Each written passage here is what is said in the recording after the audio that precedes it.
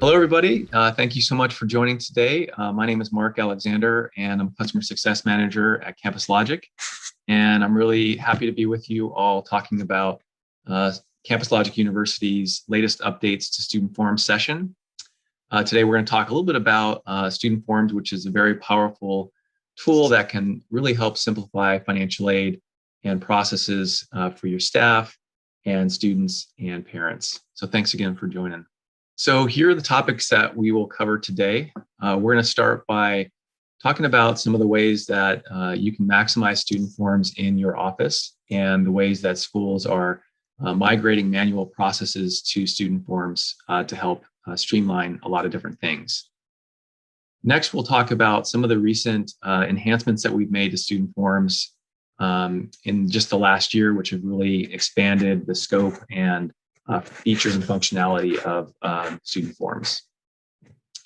And then next, we thought it might be helpful to shift gears talking about the product and talk more about what we've seen some really effective schools do to really maximize StudentForms, to the greatest extent. So we'll talk about what some of our A+ schools are doing in that regard. And then for those schools that do have other Campus Logic products, we found some really innovative ways that those schools are really combining those products with StudentForms to really unlock even greater value for StudentForms.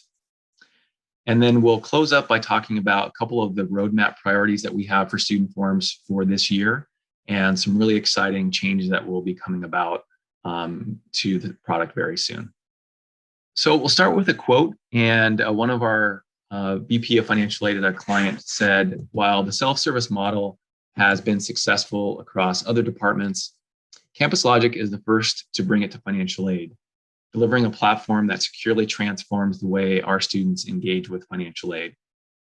And I think one word that for me really stands out there is the word transformed. And I think we can all agree, especially in the last year, that the pandemic has really changed the way we've had to think about everything, and that is also certainly applicable for financial aid. And I think our products definitely strive to help transform and sort of accelerate that digital transformation that schools have been undertaking over the last years.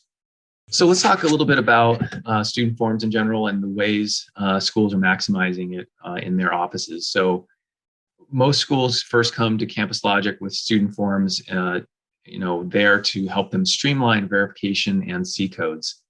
And so they often talk about the advantages they get from really making it easier for students to provide documents in a central and secure way so they can electronically sign those documents from any device that they're on, that their parent can also e-sign, and that it also provides an automated communications platform where they can do those follow-ups and reminders to students, again, on whatever device they have.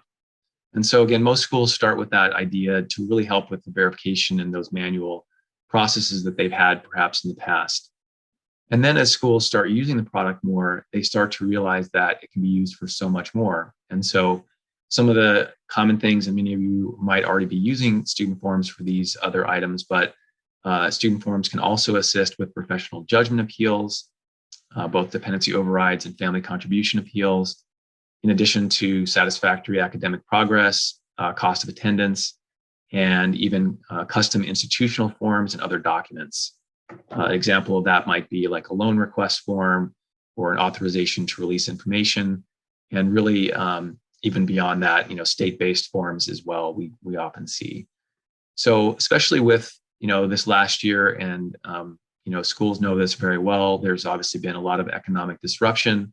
And a lot of students and parents are really looking for additional assistance. And with the CARES Act and the HERF relief funds, obviously the professional judgment process has become even more important and increased a lot for our schools.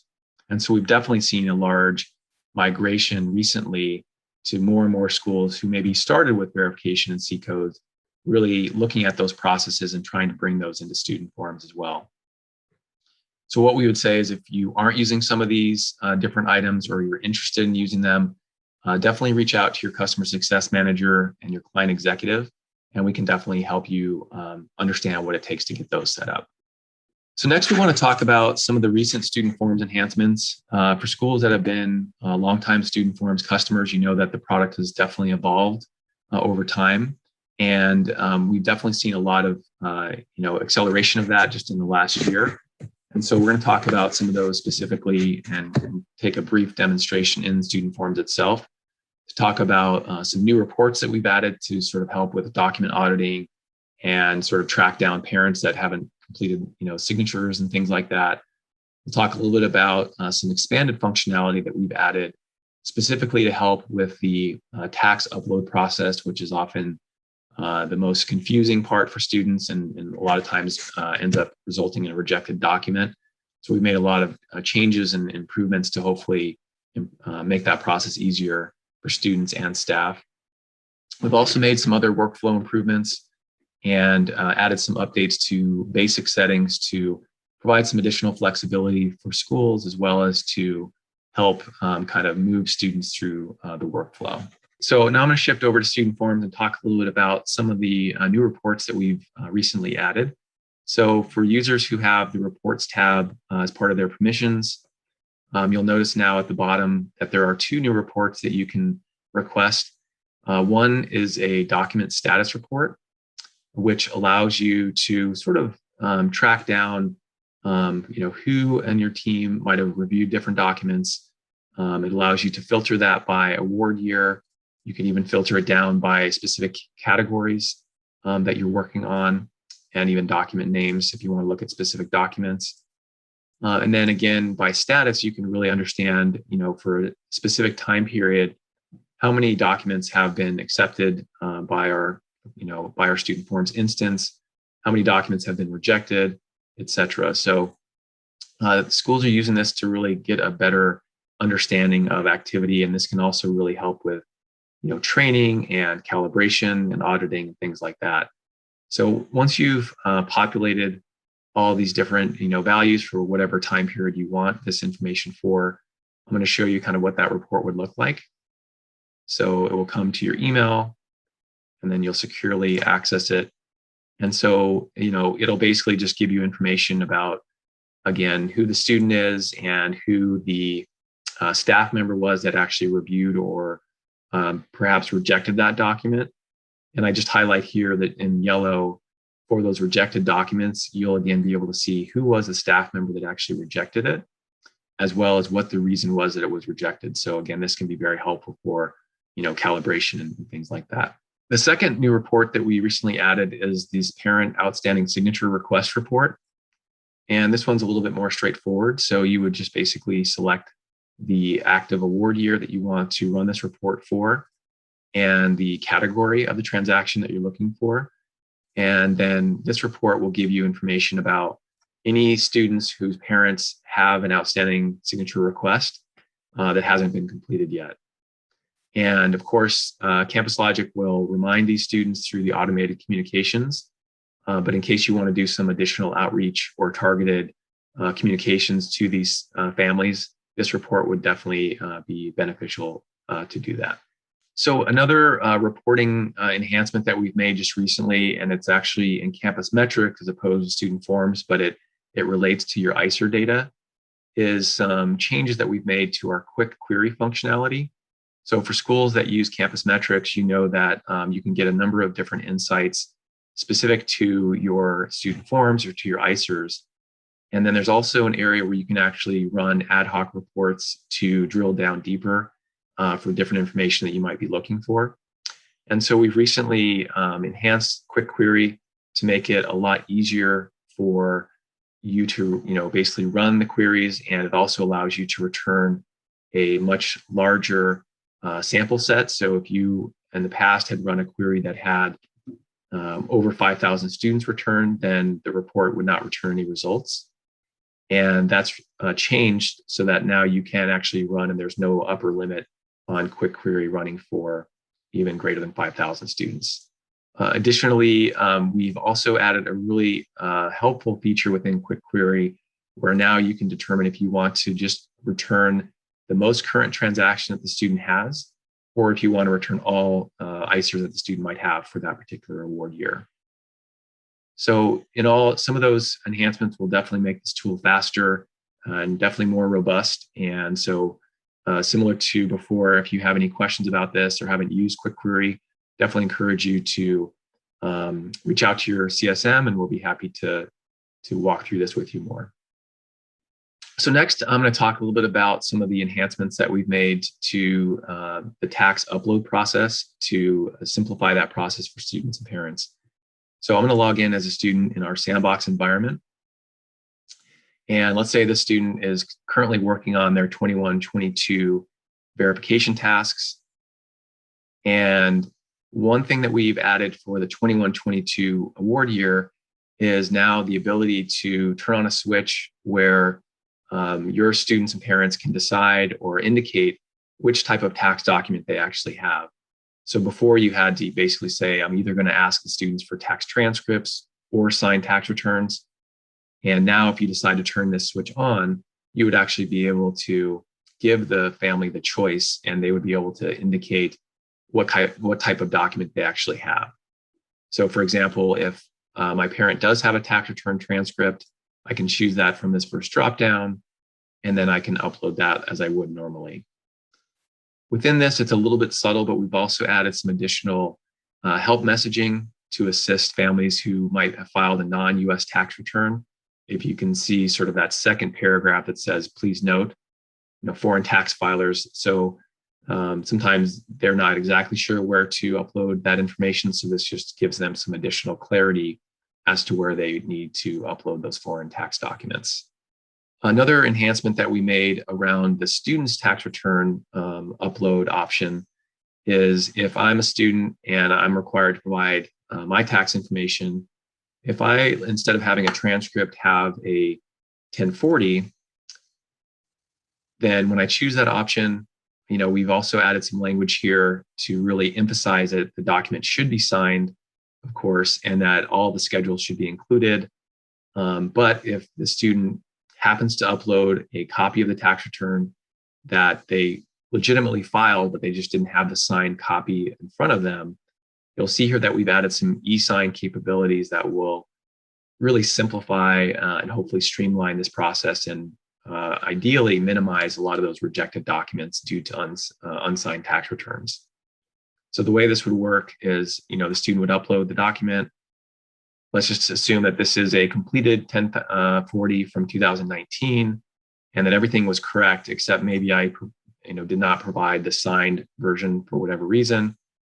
So when I, as the student, indicate that I'm going to use this document, if you decide to turn the setting on, and again, this is an optional setting that you can enable or not, then the message will tell the student that this document requires a signature. And for convenience, it allows the student to say, I need to e-sign this. I didn't actually provide a copy of this tax return that actually had the signature on it. So if I'm the student and I e-sign this, then that would basically allow me to, essentially confirm that this is a document that I did sign and I filed, with the IRS. Or if I already actually signed the copy and I uploaded a signed copy, then I can just indicate that I've already signed it. So I'll just go ahead and e-sign. We'll say I didn't sign my document originally. And so what will happen is now when that document is uploaded, we'll see that there is the actual tax document itself. And then also it's going to add another PDF, which is a signature confirmation. So this is where you would see that digital e-signature timestamp, and the students sign basically saying that, this is a document that they signed and it's complete and accurate. So that again is one way to hopefully minimize some of those rejected documents based on the signature not being provided. All right, so now I'm going to talk about a couple of the enhancements that we've made to the workflow. And so the first one I want to mention is fairly subtle, but is one that had been highly requested from schools, which is the ability to really highlight in a more prominent way when some change came in through a subsequent ICER and that there was some unexpected change. So in the past, this message was not quite as prominent. And so we've really kind of made this a lot clearer so that when your team actually sees this message, obviously it'll stand out now a lot more than it would have before. So that's one change that you might have seen. So another thing we've added, which will greatly benefit our California schools, is a new filtering option for federal versus DREAM students.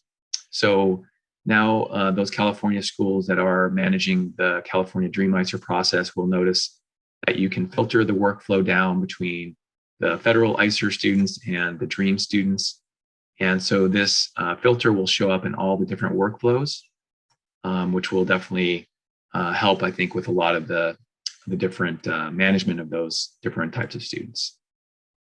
Another recent workflow improvement that we added to StudentForms is a new indicator for ICER values, which were assumed values.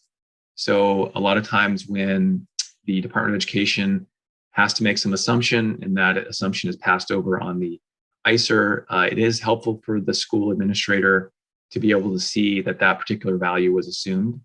So if you can see here in the Smart File Review, now for this particular field, the student's number in college, I can see that the value was 1, but in this case, I would be very clear that this was an assumed value.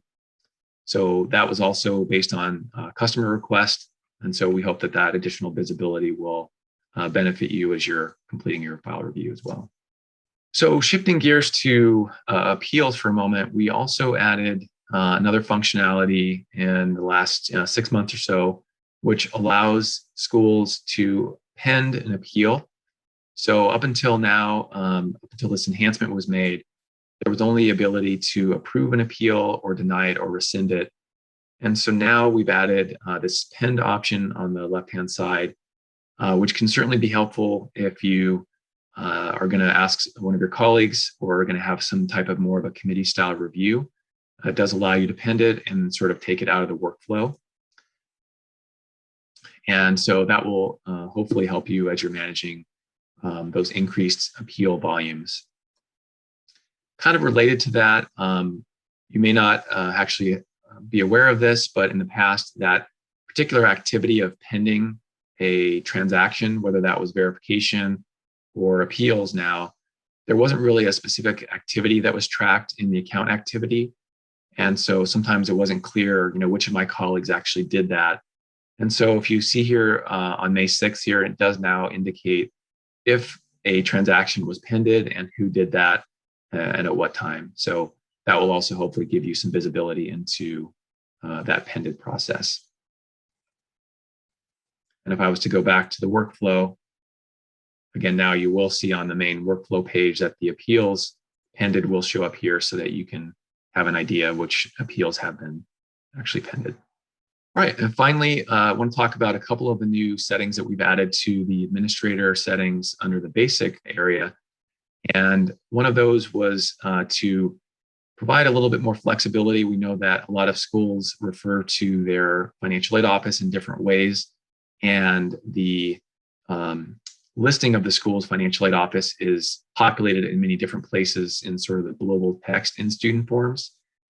And so what we've added here under this second setting is the ability for your school to customize the way you refer to your financial aid office. And whatever you type here will, again, flow throughout much of the application so that there will be a consistent name that your students are used to seeing as it relates to the, your office on campus. And the final setting I want to talk about here is this enable task auto submit.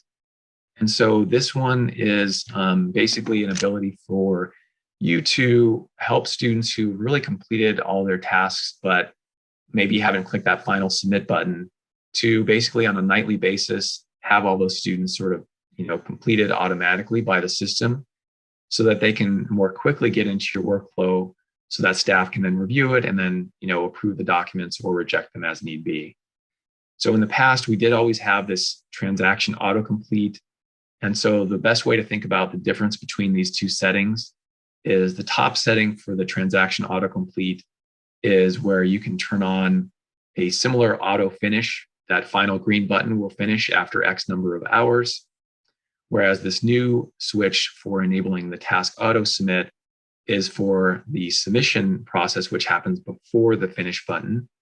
And again, if you turn that on, that will run nightly, and it will definitely help move some of those students along. All right, so we're going to shift gears from talking about student forms and some of the recent enhancements and start talking about some of the ways that some of our most successful student form schools have done things in their office to really excel and have the smoothest implementation and to really manage the product in the most effective way on an ongoing basis. So through the course of working with schools, we've found that our most successful schools really do 5 things well. So number one, obviously planning is really important in financial aid. And we find that schools that take the time to really plan out things ahead of time are most successful. So it sounds very simple, but some examples around that. So if your institution is planning to implement some new functionality within student forms, or maybe you have a new custom form that you'd like to develop, it's always a good idea to try to have a conversation with us. And you can do that by reaching out to your customer success manager. But ideally, do that far in advance of when you're going to need that to be operational. It definitely helps you because you're going to have some process changes. It also helps your IT team in case there's any integration impacts that you would need to implement. And it certainly helps the Campus Logic side if there is something custom that needs to be developed by our product and development team. So getting ahead of that is definitely a good idea. Additionally, schools are obviously used to operating on a calendar, on an academic calendar, a FAFSA calendar. And so it definitely helps to incorporate your student forms product within that calendar as well. And I'm sure many schools do this, but as an example, every year, if you have a goal of when you want to be operational or live with student forms for the new award year, it's definitely good to, again, be thinking about that in the early fall, reaching out to your customer success manager and, planning out for any testing that you need to do, any rollovers or other things that you need to do with custom forms that you might have in place, and really make sure that you are devoting time and resources to launching in the time frame that you are really planning. Another thing that you can do on the planning front is to reach out to your customer success manager to encourage us to present a mid-year business review or an end-of-year executive business review. Again, this might give you an opportunity to sort of take a more of a 30,000-foot view, look at some stats, but also plan ahead for any initiatives that you have coming up on your campus or in your office for the coming 6 or 12 months. So we definitely always enjoy having those meetings, and we really hope to get benefit out of them, by talking to you. The second thing that our successful schools do well is testing, and I would say troubleshooting as well.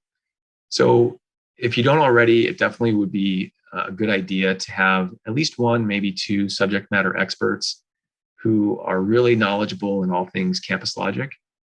And these would be the individuals who really, review all the release notes, who are really expert on where to find things in Freshdesk, and who can really be like the first line of defense if your staff who's processing verification, or your customer service teams, if they have questions from students and parents, who they can be the sort of the first line of defense to answer some of those questions. And typically those would also be the individuals who would work with Campus Logic to open tickets if you needed help from us as well. One thing with that is, I think a good way to think about this role is it can also be definitely a very good career path and sort of professional development opportunity for staff who might have interest in sort of the systems side.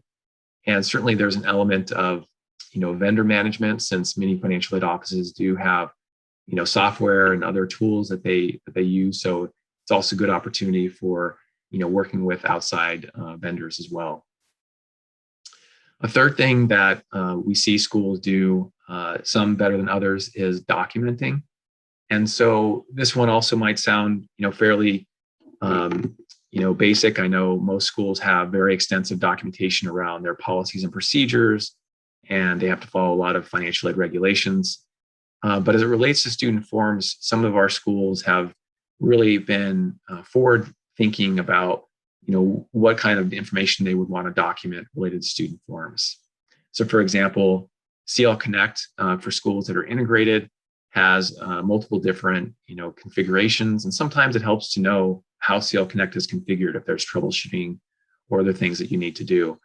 However, IT usually owns the CL Connect application, and so what can be helpful is to take screenshots of all the screens of CL Connect and just make sure that you always have in your financial aid office sort of a current copy of what those screens look like in CL Connect. So that's just one example. Another example is if you are a school that has any custom forms or custom triggers that you've implemented over the years, just make sure you have those documented so you know exactly where those are and what they're actually designed to do. And lastly, as it relates to our knowledge base, Freshdesk, I would say having somebody who's really familiar with where to find things and maybe even has bookmarked a lot of the key articles would be another really good idea as it relates to documentation. So the bottom two things are somewhat related. So the first one we'll talk about is calibration. So especially for schools who have recently gone live with StudentForms, the process of actually doing verification doesn't change with StudentForms. It's just really the way you're streamlining that process for students and hopefully for staff as well. But sometimes with that change, there are some process changes or different ways that your staff will be thinking about verification. So by calibration, what we mean is it can be really helpful to ensure that your staff, while they're going to learn a lot by themselves on the job, but to ensure that they have an opportunity in sort of a group setting to ensure that they're doing things in a consistent way. And that if you have, certain individuals who seem to have best practices or are doing things the way that you would want the whole team to do, that you're sharing those best practices in those kind of, ongoing staff meetings and maybe doing verification together or even talking about complicated cases.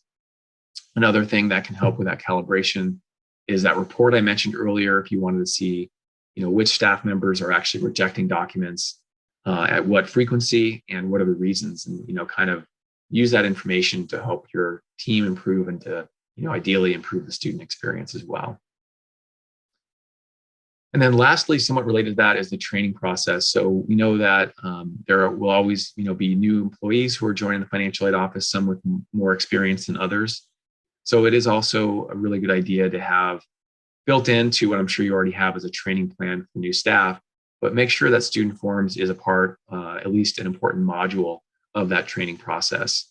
And so this is another really good professional development opportunity for somebody in the office who is very knowledgeable about StudentForms and could perhaps, present and share some of the best ways to use StudentForms with new employees, and to make sure that you, again, back to documentation, have links to our training videos that we have available, as well as any job aids that we have on Freshdesk and any job aids that you might create as well. And in addition to the formal training, I think it's also a really good idea to have sort of a shadowing buddy, if you will, or somebody who that new hire can really sit next to. And once we're back in the office anyway, or look over their shoulder on a Zoom, if we're not, but somebody who they can really learn from before they actually start doing their own work. So those are just a couple of ideas. And again, we're always happy to brainstorm ways to help you be more efficient with StudentForms. So the next thing we want to talk about is how you can bring together your other Campus Logic products in ways that will help to improve the student experience and really hopefully unlock better student outcomes for your students who are using StudentForms. So these are just a couple of examples that we see in how schools are using our products together.